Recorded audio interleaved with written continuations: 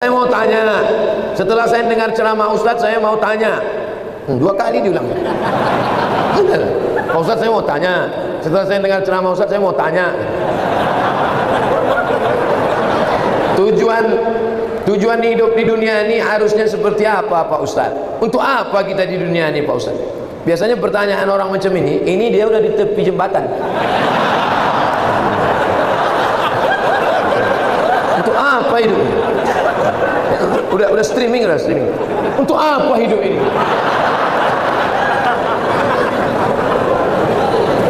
Satu, Alladzi khalaqal mauta wal hayata. Allah menciptakan hidup dan mati. Untuk apa? Liyabluwakum ayyukum ahsanu amala. Supaya Allah melihat siapa yang paling baik amala. Makanya kalau mau jadi pejabat, jadilah pejabat yang amalnya baik. Jadi polisi, jadilah polisi yang amalnya baik. Jadi tentara, jadilah tentara yang amalnya baik. Jadi ustadz, jadilah ustadz yang amalnya baik. Karena kita hidup ini dituntut siapa yang paling baik amalah. Amal bukan sholat, amal bukan baca yasin, amal bukan puasa sunnah. Itu ibadah. Hebat Pak Bupati kami, Pak Ustadz. Kenapa? Pak Bupati kami rajin sholat duha. Itu bukan amal. Itu siapapun bisa. Sholat duha tak perlu jadi bupati. Betul? Yang dimaksud amal adalah dengan jabatan kekuasaan yang ada di tangan kita, bisa kita berbuat. Kalau jadi anggota dewan, buatnya perda syariah. Anak SD tidak boleh masuk SMP kecuali punya ijazah MDA. Setuju? Itu Bang. Dengan kekuasaan. Jangan nanti udah pensiun baru datang Ustaz Somad, apa yang bisa kita buat untuk bangsa ini? Tangan pun udah menggeletar. Apa?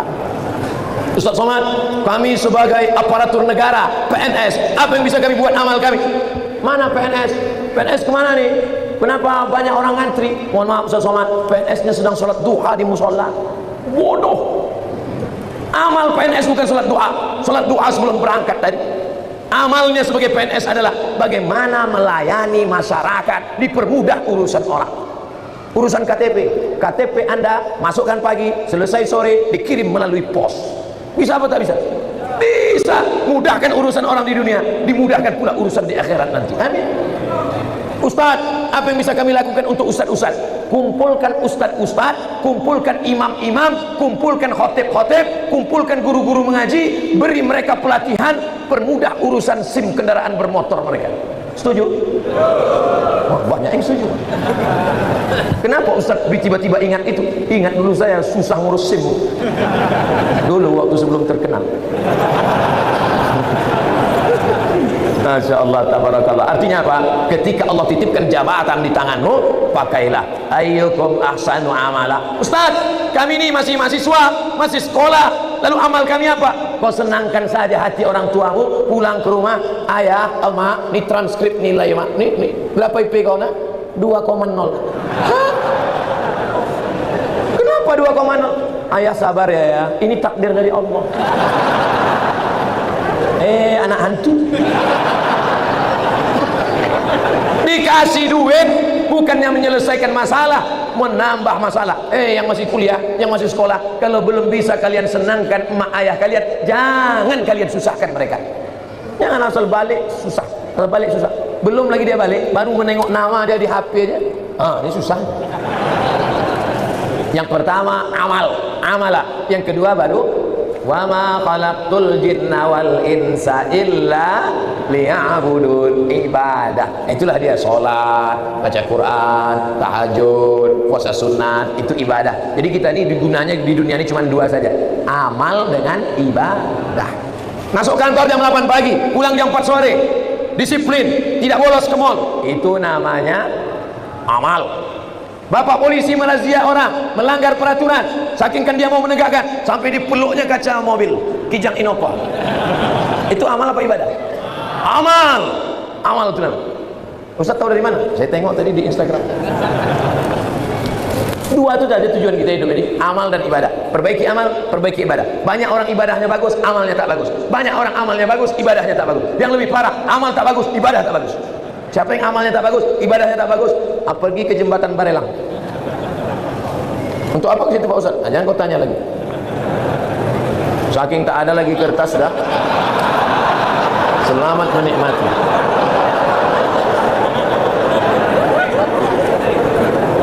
Apakah azab hanya ada untuk orang yang sudah meninggal saja? Allahumma inni a'udzubika min azabi jahannam wa min azabil qabri wa min fitnatil mahya wal mamat wa min syarri fitnatil masihid dajjal. Hadis riwayat Muslim. Baca sebelum salam. 4. Allahumma inni a'udzubika min azabi jahannam wa min azabil qabri wa min fitnatil mahya wal mamat wa min syarri fitnatil masihid dajjal. Tangannya tetap satu, yang 4. Hadis sahih. Menunjukkan dalam doa ini bahwa azab itu ada azab di dunia, ada azab di akhirat. Fitnatil mahya, azab hidup, ada azab hidup, ada azab akhirat. 2. Apa perbezaan cobaan dan azab? Salat rajin, puasa rajin, tak pernah mencuri, tak pernah maksiat, tiba-tiba sakit, itu ujian, karena Allah ingin mengangkat derajatnya. Minum khamar, mabuk, tiba-tiba sakit, azab dari Allah. Tapi azabnya itu pun juga Allah ingin menghapuskan silap salahnya. Makanya kalau ada orang sakit, ada 3 kemungkinan. Pertama, azab karena balasan atas dosa-dosanya, tapi di balik azab itu juga ada rahmat supaya dosanya hilang. 2, Allah ingin mengangkat derajatnya karena dia sabar menerima ujian. 3, Allah sudah menempatkan dia di surga tertinggi tapi amalnya kurang. Maka kata Allah kepada malaikat, kasih dia ujian supaya kalau dia cukup maka dia ditempatkan. Mudah-mudahan kita semuanya sudah ditempatkan di surga Jannatul Firdaus. Tinggal lagi menambah amal-amal kita. Ini udah kemarin nama dia di mana nih? Ini di Firdaus ya Allah. Amal dia gimana? Amal dia kurang-kurang sedikit. Nah, buat dia agak demam-demam puyuh 3 hari. Kalau dia sabar, masuk. Kalau nanti Bapak Ibu jamaah Tanjung Pinang masuk ke dalam surga, amin. Pas sampai ke dalam surga, tengok kanan kiri tak ada saya. Mana Ustaz Somad? Cari saya di ruang VVIP. Pede kali Ustaz. Orang Islam mesti pede. Yang ngajarkan dia pede Nabi. Man qala la ilaha illallah Muhammadur Rasulullah dakhalal jannah. Siapa yang mengucapkan la ilaha illallah Muhammadur Rasulullah dakhalal jannah, masuk surga. Ini banyak orang. Kau gimana masuk surga? Entahlah Pak Ustaz, enggak pasti. Apa tak pasti? Kau masuk surga pasti masuk surga. Cuman masalahnya masuknya kapan? Nah itu. Nah, ada yang antriannya panjang.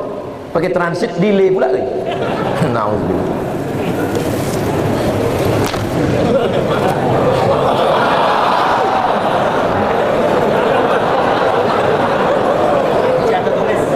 Ujian lisan tertulis. Pertama-tama, mau pakai pertama-tama. Izinkan saya mengirimkan Al-Fatihah untuk Ibunda Ustaz Abdul Somad Hajjah Rohana binti Nuruddin. Al-Fatihah. A'udzubillahi minasyaitonir rajim. Bismillahirrahmanirrahim. Alhamdulillahirabbil alamin. Arrahmanir rahim. Maliki yaumiddin. Iyyaka na'budu wa iyyaka nasta'in. Ihdinas shiratal mustaqim. Shiratal ladzina an'amta 'alaihim ghairil maghdubi 'alaihim waladdallin. Amin. Semoga Allah mengampunkan segala salah dan dosanya. Amin ya Allah. Ketika saya sholat berjamaah, saya berada di shaf kedua. Ada makmum di depan saya, sholatnya batal. Terus saya maju ngisi shaf yang kosong. Apakah yang saya lakukan itu benar? Atau sebaiknya makmum yang di sebelah orang yang batal itu yang menggeser? Ada 2 cara. Mohon maaf saya belakangi tuan-tuan. Yang jadi patokan imam di tengah. Imam di tengah. Lalu kemudian di mana orang yang batal tadi? Di sini. Kalau orang yang batal tadi di sini, maka shaf sini rapat kemari. Kalau yang batal tadi di sini, yang shaf sini datang kemari. Karena rapatnya kemari, bukan ke sana. Kalau tuan yang di belakang nengok dia tak bergerak, entah saking khusuk atau dia takut, maka yang belakang ini maju ke depan. Nampak dia? Tengok beberapa detik tak bergerak, maju ke depan. Nah, nanti baru yang belakang pula maju ke depan. Tak boleh ada shaf kosong. 2 cara. Samping ni ke tengah atau yang belakang tu ke depan. Bagaimana posisi derajat kedudukan mertua dan orang tua kandung di sisi Allah? Kalau engkau berbakti sama ayahmu, sama emakmu, biasa, karena dia yang mengandung 9 bulan 10 hari, menyusukan 2 tahun. Tapi kalau kau berbakti pada mertuamu, luar biasa. Kenapa? Karena dia memberikan anak gadisnya yang dilahirkannya dengan derai air mata, bersimbah darah, tiba-tiba dikasihnya anaknya kepada engkau hanya dengan mahar sebentuk cincin emas 1 gram, itu pun imitasi. si anak gadisnya, ikhlas dia memberikannya. Ambillah nak. Tiba-tiba setelah anak gadisnya kau ambil seminggu sebulan, balik anak itu dalam keadaan mata biru, KDRT. Oh, di mana otakmu kau letakkan? Oleh sebab itu maka berbakti sama ibu biasa. Aku sayang sama engkau mak, biasa, karena makmu yang menyusukanmu 2 tahun. Tapi kalau kau berbakti sama dia, luar biasa, karena dia memberikan anak gadisnya kepada. Hai ibu-ibu, kasih anak gadis kalian sama yang soleh-soleh di Masjid Tanjung Pinang. Tak ada yang mengaminkan, tak dapat lah kalian. Yang mengaminkannya udah nikah pula, dapat 2. Tolong diberitahu amalan sunat sebelum tidur malam Pak Ustadz. Wudhu, sebelum tidur malam berwudhu. Paling bagus lagi sholat witir. Tapi katanya witir tengah malam. Ada 2 sahabat Nabi yang witirnya sebelum tidur. Pertama Abu Hurairah, yang kedua Abu Bakar Siddiq.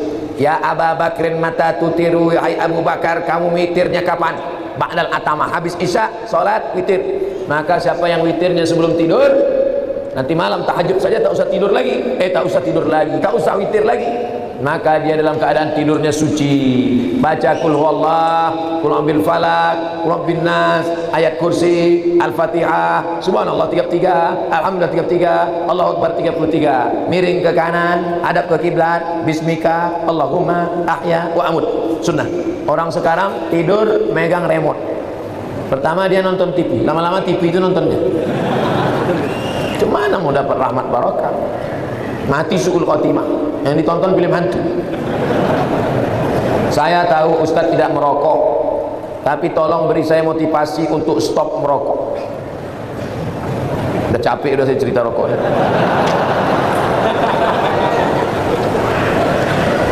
Hai yang merokok berhentilah. 1 hari 10.000, 1 bulan 300.000, 1 tahun 3 juta, 1 tahun 3.600.000, sudah bisa beli kambing kurban. Bisa atau tak bisa? Bisa, 2 ekor kambing bisa kurban. Coba mulai besok. Kalau mulut tu agak masam, cari permen. Tak tahan juga, rokok agak 1 isap, tak boleh. Perlahan. Tanya orang yang sudah berhenti itu, gimana cara dia bisa berhenti?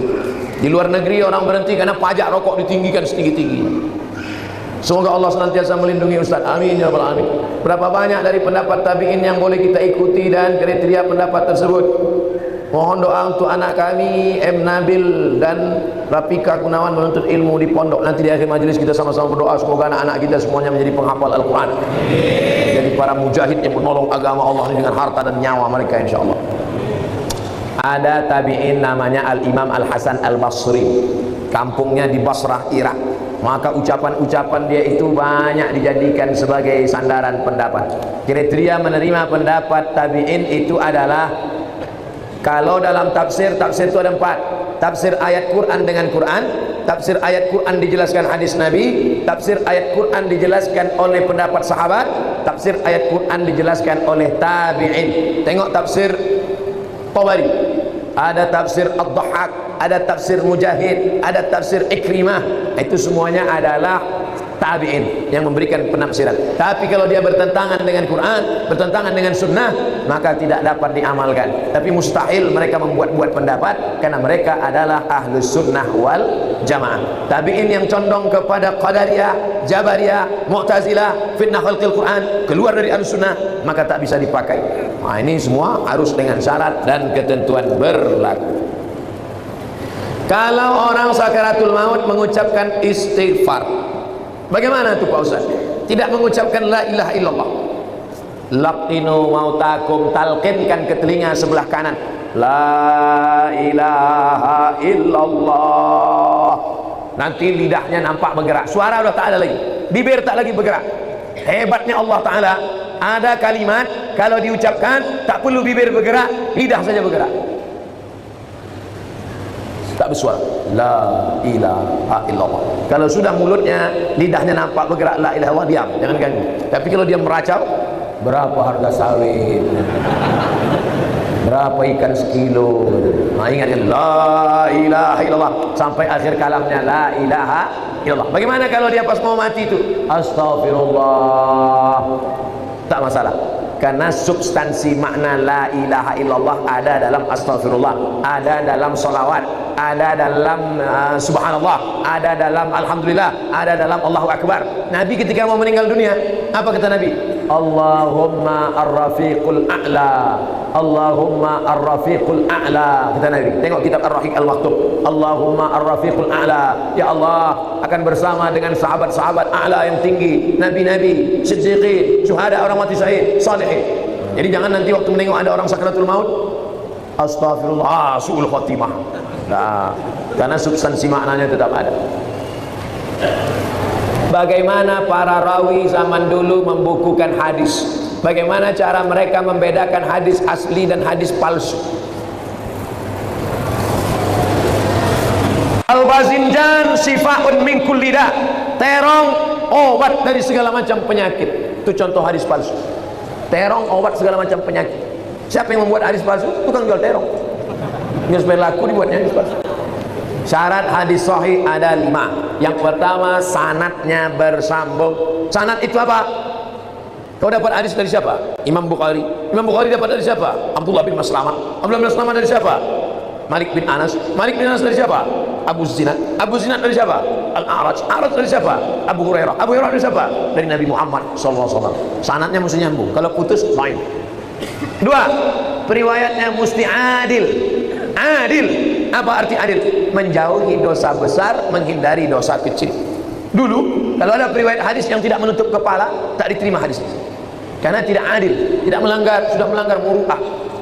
Makanya dulu periwayat hadis itu pakai sorban, pakai topi, menutup kepala. 3. Mabit, ingatannya kuat. Ada orang alim tapi pikun, tak diterima hadis. Makanya kata Malik bin Anas, aku ketemu di Masjid Nabawi ini dengan orang-orang soleh. Kalau aku minta dia berdoa, turun hujan. Sakingkan kabul doa, sakingkan banyak zikirnya. Kalau aku suruh mereka berdoa, turun hujan. Tak perlu istisqa ramai-ramai. Satu orang saja berdoa, turun hujan. Tapi aku tidak meriwayatkan hadis dari dia. Kenapa? Karena pikun, tak ingat. 4. Riwayat dia tak boleh bertentangan dengan riwayat yang lain. Namanya syaz, mukhalafatus thiqah liman huwa awsaq minhu. 5. Tidak boleh ada illat. Illat itu apa?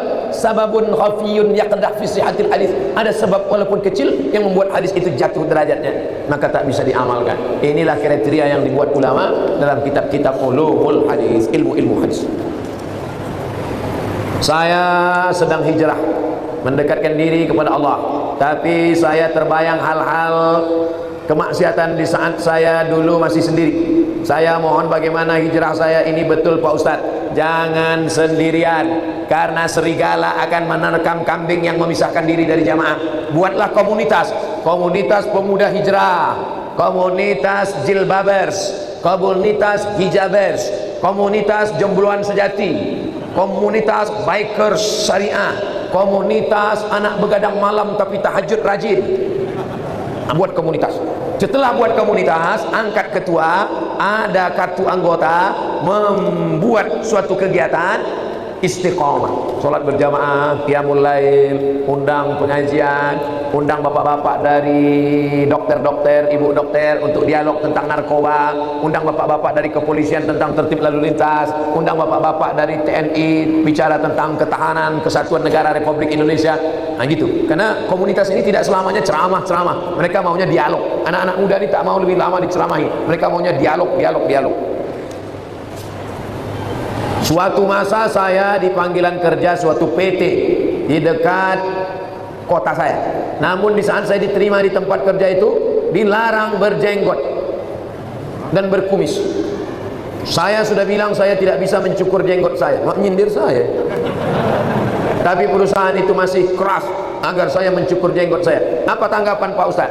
Jenggot hukumnya sunat, maka mencukur jenggot hukumnya makruh menurut sebagian mazhab Syafi'i. Kalau ada ustadz yang berpendapat berjenggot itu wajib, maka mencukur jenggot berarti haram. Cukur jenggot haram, berarti dia milih pendapat yang berjenggot wajib. Saya memilih pendapat berjenggot sunat, maka mencukur jenggot tak sampai haram, hanya makruh saja. Jangan berkelahi masalah jenggot. Nanti yang tak berjenggot ngejek, oh kau sudah berjenggot ni, ku tengok macam kambing. Kau tengok berjenggot, aku kambing, kau tak berjenggot anjing. Berkelahi. Berkelahi yang tak berjenggot. Yang ketawa siapa? Yang tak sembahyang. Nah, ini hukum pokok pangkal. Kita mau kerja, lalu kemudian di situ suruhnya cukur jenggot. Ada tempat kerja lain boleh berjenggot, tapi gajinya agak rendah sedikit. Ikut yang rendah gaji ini, karena di sini kita bisa melaksanakan sunnah. Tapi kalau tak ada tempat lain, cuma ini cukurlah, tak apa-apa. Sambil mencukur itu istighfar, astagfirullahaladzim, astagfirullah, astagfirullah. Bagaimana status perkawinan seorang mu'allaf, istrinya tak Islam? Istrinya tak Islam tapi Yahudi Nasrani, boleh, karena boleh menikah istri Yahudi Nasrani menurut mazhab Hanafi, Maliki, Hambali. Syafi'i tak boleh. Pilih salah satu dari 4 mazhab karena dalam keadaan darurat. Dia mu'alaf, istrinya Nasrani atau Yahudi, boleh. Salah satu dari mazhab Hanafi, Maliki, Hambali. Syafi'i tak boleh. Mana dalilnya? Al-yawma uhilla lakumut thayyibat. Hari ini ku halalkan yang baik-baik. Wa ta'amul ladzina utul kitaba halal lakum wa ta'amukum halal lahum. Sembelihan Yahudi, Nasrani boleh kamu makan. Sembelihan kamu boleh mereka makan. Wal muhsanat, perempuan mereka boleh kamu nikahi. Menurut mazhab Hanafi, Maliki, Hambali. Tapi kalau istrinya Konghucu, Hindu, Buddha, tak boleh. Maka dia harus pisah. Otomatis pisah. Kalau tetap juga di serumah, dia dihukum berzina. Nah, maka mesti jelas tadi pertanyaannya, istrinya itu Nasrani apa Yahudi. Saya ingin tanya, bagaimana cara seorang hamba agar imannya tetap istiqomah menjalankan kewajiban agama di saat imannya down. Al-imanu yazid, naik, wa yanqus, turun. Itu ada satu bab dalam Sahih Muslim. Nama babnya Al-imanu yazid wa yanqus. Iman naik turun. Macam teh sariwangi juga. Kapan dia naik? Yazidu bit ta'at. Di dalam masjid bersama orang baik, mendengarkan pengajian, naik. Di karaoke, mendengarkan lagu metal sama kawan setengah setan, turun. Oleh sebab itu, berusahalah tinggal di komunitas. Di lingkungan rumah, gabungkan dengan komunitas wirid Yasin. Di kantor, gabungkan diri dengan komunitas pengajian. Di grup WA, ikut grup WA yang mengingatkan. Grup WA yang mengirimkan yang tak baik, keluar saja dari situ. Nah, jadi untuk menjaga istiqomah ini kita mesti jaga. Dari mulai bangun pagi, dengarkan radio pengajian, tonton TV pengajian. Sampai di kantor, komunitas kawan-kawan yang pengajian. Kertas terakhir. Alhamdulillah dapat bertemu dengan Ustadz pertama kali. Saya selalu kemari, karena selalu ada halangan untuk ketemu. Pertanyaan, mana yang lebih didulukan? Diturunkan lutut apa tangan waktu sujud? Sujud. Allahu Akbar. Lutut dulu, baru tapak tangan. Mazhab Syafi'i. Hadisnya riwayat Abu Wa'il. Sedangkan yang menyebutkan tangan dulu hadis Abu Hurairah, tapi matannya maklub. Maklub artinya terbalik. Tangan dulu. Allahu Akbar, tangan dulu. Baru lutut. Tapi dua-duanya boleh dilaksanakan. Tapi jumhur mayoritas ulama lutut dulu, baru tangan. Tapi kalau ada yang melaksanakan tangan dulu, saya pun tak salahkan. Asal jangan kening dulu. Itu terjungkal namanya. Lutut dulu, jumhur mayoritas ulama. Kalau ada yang membuat tangan dulu, termasuk buku sifat salat Nabi Nasiruddin Albani, kata dia tangan dulu. Tapi mayoritas ulama lutut dulu. Salat istisqa sebaiknya dilakukan pada saat kapan Pak Ustaz? Salat istisqa dilaksanakan pada saat kemarau panjang. Cara pelaksanaannya dua. Yang pertama, sedang khutbah Jumat. Nabi sedang khutbah Jumat, masuk orang Arab Badui. Ya Muhammad, halakatil amwal, kebun kami kering, kambing kami mati. Nabi sedang khutbah, langsung Nabi angkat tangan, aghithna, aghithna, aghithna, turunkan hujan, turunkan hujan. Selesai salat Jumat, keluar Masjid Nabawi, basah lantai, basah tanah Masjid Nabawi. Begitu kabulnya doa Nabi. Jadi melalui salat Jumat. Yang kedua, salat istisqa khusus. Di mana Nabi salat istisqa? Nanti Bapak Ibu kalau pergi umrah, cari ini kiblat sebelah kanan ada namanya Masjid Rumamah. Rumamah artinya awan.